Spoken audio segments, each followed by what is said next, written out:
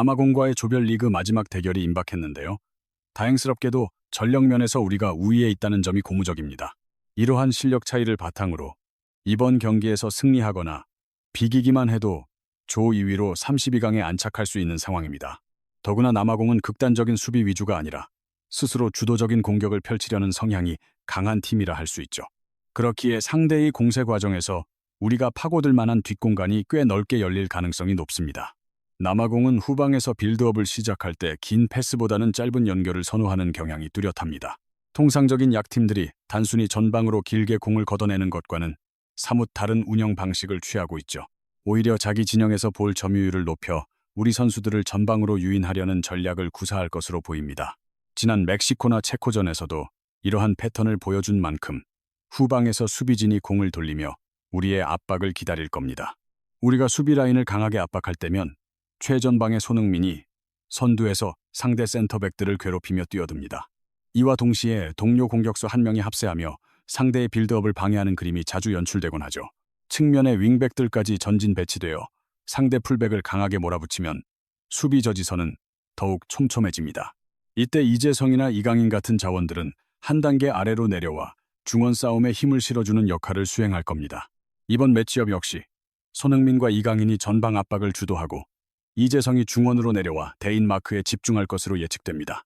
여기서 주목할 점은 지난 체코전 당시 남아공이 상대의 압박을 유도한 뒤 보여준 독특한 전술입니다. 윌리엄스 골키퍼가 과감하게 수비 라인 위로 전진하여 볼 배급에 직접 관여하는 장면이 자주 나왔거든요. 골키퍼가 직접 공을 소유하며 상대를 끌어들이는 모습은 매우 위협적이고 인상적인 연출이었습니다. 체코 선수들은 골키퍼 전진에 따른 뒷공간 노출이 두려워 섣불리 압박을 가하지 못하고 주저하는 모습이었죠. 그 결과 골키퍼가 하프라인 근처까지 올라오며 수적 우위를 확보하는 상황이 반복되었습니다. 공격진인 아폴리스, 레이너스, 마세코 등이 잠시 내려앉아 있다가 라인이 올라오는 순간 침투를 노리는 방식입니다.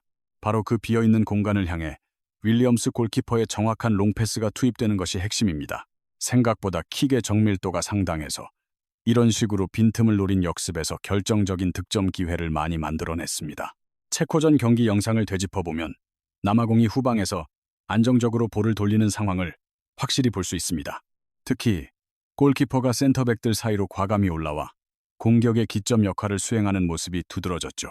기존 포백 라인에 골키퍼까지 가세해 빌드업을 전개하니 수비진의 폭이 평소보다 훨씬 넓게 벌어집니다. 이렇게 측면을 넓게 활용하며 상대 수비를 끌어내고 중원까지 숫자를 늘려 경기를 장악하는 흐름이었습니다. 중앙 수비수 라인까지 강하게 조여 들어오는 상황입니다. 이때 골키퍼가 움직임을 포착하고 조금씩 전진하는데요. 상대 압박이 헐거워진 틈을 타 골키퍼가 직접 올라와서 단번에 긴 패스를 찔러 넣습니다. 남아공의 공격수 3명이 쇄도하는 모습이 포착되죠. 바로 이런 전략적인 움직임이 남아공의 핵심입니다. 이러한 패턴의 공격이 경기 내내 계속해서 연출됩니다. 이 상황도 확인해보죠. 포백 라인이 4명으로 든든하게 자리를 잡고 있는 모습이 보입니다. 이 시점에 체코 선수들이 중앙 수비는 물론이고 화면 박측면에서도 타이트하게 대인 방어를 펼치고 있어요. 중원 지역에서도 전담 마크가 붙어있는 형국인데 여기서 골키퍼가 대담하게 라인을 올립니다. 중앙 지점까지 과감히 전진해서 전방을 응시하다가 다시 한번 긴 롱패스를 시도합니다. 이때 흥미로운 점은 전방에 대기하던 선수들이 일제히 뒤로 살짝 물러난다는 것입니다. 상대 수비진의 무게중심을 앞쪽으로 끌어내 유인하는 고도의 심리전이죠. 공간을 확보한 뒤 수비 뒤편으로 볼을 넘겨주면 그 빈틈을 타고 최전방에 있던 공격 자원들이 자연스럽게 질주를 시작합니다. 이처럼 긴 패스를 적극적으로 활용하는데요. 단순히 공중볼 다툼을 노리는 것이 아니라 배후 공간을 타격하여 공격수가 속도로 파고들게 만드는 정교한 패스 방식입니다. 이때 골키퍼가 높게 전진해 센터백 사이 공간까지 커버하고 그 사이 앞선에 있던 남아공 선수들이 움직임을 가져갑니다. 전방 압박을 강하게 가져가면서 중원 선수들은 상대의 시선을 유인하고 그 틈을 노려 배후 공간으로 롱볼을 배급하는 전술을 구사합니다. 구체적인 상황을 예로 들어보겠습니다. 우선 중앙 수비수들이 양옆으로 벌려서게 되고요. 측면 수비수들은 과감하게 전진 배치됩니다. 이렇게 남아공의 포백 라인이 경기장 폭을 최대한 넓게 활용하는 것이죠. 측면 공격을 담당하는 마세코와 아폴리스 역시 터치라인 근처까지 붙어서 경기장을 넓게 쓰려는 의도가 보입니다. 이 시점에 미드필더들이 아래로 내려오며 상대 수비를 끌어올리면 비어있는 뒷공간이 생기게 됩니다. 이때 윌리엄스 골키퍼가 정확한 긴 패스로 공격의 활로를 뚫어주는 것인데, 여기서 핵심 포인트는 선수 개개인의 성향입니다. 남아공은 왼쪽에 모디바가 적극적으로 전진하는 스타일인 반면 오른쪽에 무다우는 비교적 수비적인 위치를 지키는 편입니다. 그래서 아폴리스가 안쪽으로 파고드는 움직임을 가져갑니다. 패스를 직접 받거나 수비를 끌어내는 역할을 하죠. 상대 수비가 아폴리스를 제어하러 나갈 때 뒤에서 대기하던 모디바가 침투하며 빈틈을 공략하는 변칙적인 플레이가 자주 나옵니다. 이런 패턴들이 엮여서 전술적 움직임이 완성됩니다. 실제 경기 장면을 봐도 남아공의 대형이 한눈에 들어오죠. 좌우 풀백과 2명의 센터백이 자리를 잡고 3명의 미드필더가 포진한 가운데 왼쪽에 있던 아폴리스가 중앙으로 좁혀 들어옵니다. 동시에 왼쪽 측면의 모디바는 높게 전진하면서 상대 수비진의 혼란을 유도하는 구조입니다. 스위칭 플레이로 상대 시선을 분산시킨 뒤 골키퍼가 전진한 풀백에게 롱킥을 연결하고 아폴리스가 공간으로 침투하는 시기죠. 중앙으로 파고들어 경기를 풀어가는 모습을 확인하게 됩니다. 남아공이 지공을 펼치는 과정에서도 마찬가지인데, 측면 풀백들은 공격 가담을 위해 전진해 있고 미드필더진은 3명으로 구성되어 있죠. 이때 각 미드필더들은 상대 수비에 타이트하게 묶여있는 상태입니다. 좌우 측면과 중앙 수비수들까지 상대 마크에 걸려있는 상황에서 왼쪽 측면에 배치된 아폴리스가 안쪽으로 이동해 공격을 전개하려 합니다. 남아공이 필드를 넓게 사용할 때 아폴리스는 적극적으로 중앙으로 침투하여 플레이메이킹을 주도합니다. 월드컵 전에도 수차례 언급했듯이 아폴리스는 사실상 남아공 전술의 핵심이자 에이스 역할을 합니다. 수비 라인 사이로 내려와 공을 건네받고 탁월한 기술로 몸을 돌려 전진하는 움직임이 압권인 선수죠. 이렇듯 남아공이 측면 공간을 충분히 확보한 뒤 아폴리스가 중앙으로 들어오면 그에게 패스가 연결됩니다.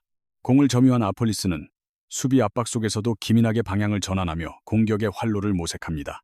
여기서 인상적인 건 아폴리스의 중앙 침투를 살려주기 위해 중앙 미드필더들이 아래쪽으로 내려가며 아폴리스가 운신할 수 있는 추가적인 공간을 만들어준다는 점입니다.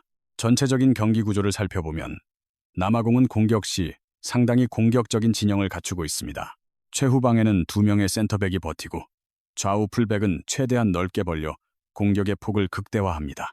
중원에는 3명의 미드필더가 위치하며 그 사이를 아폴리스가 안으로 파고들어 합류하는 형태죠. 아폴리스가 수비 사이로 갑자기 나타나 중원 싸움에 수적 우위를 더해주고 연결된 패스를 받아내면 곧바로 쇄도하는 동료들에게 위협적인 킬패스를 찔러주는 것이 그의 주된 임무입니다. 결과적으로 남아공은 상대를 자기 진영으로 유인한 뒤 롱볼을 활용하거나 직접 볼을 소유할 때는 풀백들을 높게 올려 경기장 중앙에 많은 인원을 배치합니다. 측면 수비수들까지 전진 배치되면서 공격 시에는 라인에 4명이 늘어선 모습을 보여주기도 합니다. 이런 상황에서 측면 공격 자원들까지 중앙으로 좁혀 들어오며 공격의 밀도를 높입니다. 미드필더진과 공격수들이 자유롭게 위치를 바꾸며 유기적으로 공간을 창출하고 볼 소유권을 유지하죠. 즉, 남아공은 단순히 역습만 노리는 게 아니라 명확한 빌드업 패턴과 움직임을 갖춘 팀입니다. 이들이 공격을 전개할 때 보면 최종 공격 라인에 얼마나 많은 숫자가 가담하는지 알 수 있습니다. 경기장 양끝을 넓게 벌려주는 선수들이 포진하고 중앙에도 공격적인 숫자가 상당합니다. 이렇게 중원의 선수가 집중되면 자연스럽게 측면에서의 1대1 돌파 환경이 조성되는 겁니다. 수비진이 묶여있는 틈을 타 측면 돌파가 가능해집니다. 마세코가 측면 자원인데도 오히려 풀백이 안쪽으로 좁혀 들어와 있어요. 윙어들이 경기장을 넓게 쓰며 상대 풀백의 전진을 원천 봉쇄합니다. 덕분에 1대1 상황이 쉽게 연출되고 돌파 이후 과감한 슈팅까지 이어지죠. 슈팅 시도 과정에서 수비가 끌려 나가다 보니 중앙으로 쇄도하는 선수를 놓치기 마련입니다. 이 과정에서 체코 선수가 슛을 막으려다 핸드볼 반칙을 범해 페널티킥이 선언되었던 거고요. 즉 상대가 측면을 넓게 활용할 때 안쪽으로 침투하는 아폴리스의 움직임을 어떻게 제어하느냐가 관건입니다.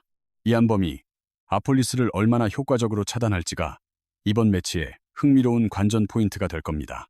수비 라인을 낮췄을 때는 좌우 풀백인 모디바와 무다오가 공격적으로 높게 올라서게 되는데 마세코, 은바타, 아담스의 지난 경기 경고 누적으로 결장하는 모에나의 공백이 변수입니다.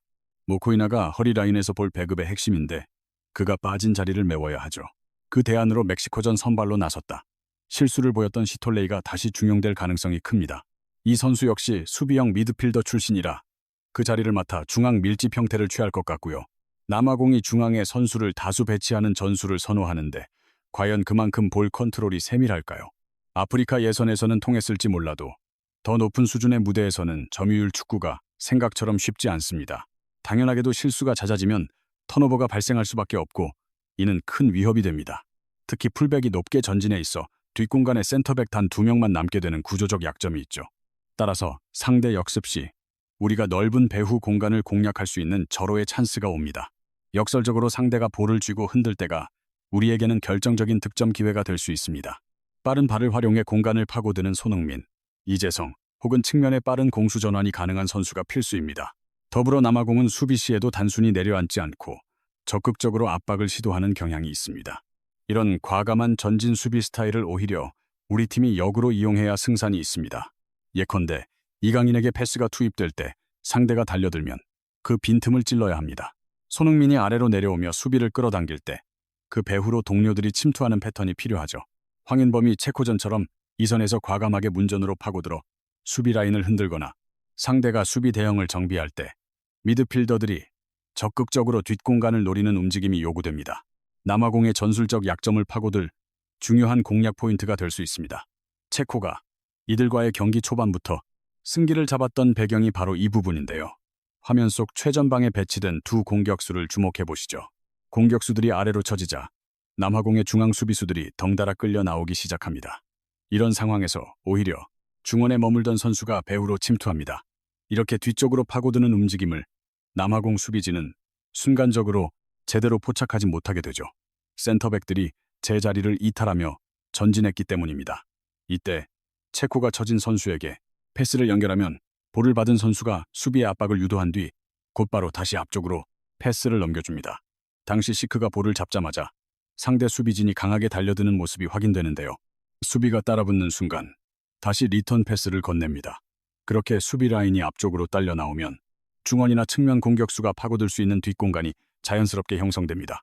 그 지점에서 패스를 받아 버티고 있다가 침투하는 동료에게 연결하면 아주 매끄러운 스루 패스 전개가 완성되는 구조입니다.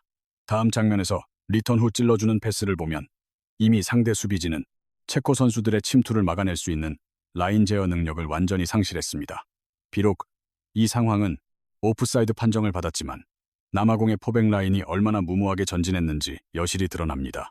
다른 각도에서 봐도 뒷공간이 허술하게 노출되었고 남아공 수비들이 공격수를 놓치며 넓은 지역을 그대로 내주는 것을 확인할 수 있습니다. 이를 통해 남아공이 추구하는 축구 스타일이 의외로 꽤 명확하다는 걸 알 수 있죠. 무조건 수비만 잠그는 팀이 아니라 적절히 볼을 점유하면서 라인을 올리는 공격적 운영을 선호합니다. 흔히 우리가 고전했던 약팀들의 11명 전원 밀집 수비와는 차원이 다르기에 오히려 우리가 공략하기 훨씬 더 수월한 유형의 팀이라 판단됩니다. 확실한 전력 우위를 점하고 있는 만큼 이번 경기는 무난하게 32강 진출을 확정짓는 승리 공식을 보여줘야 할 것입니다.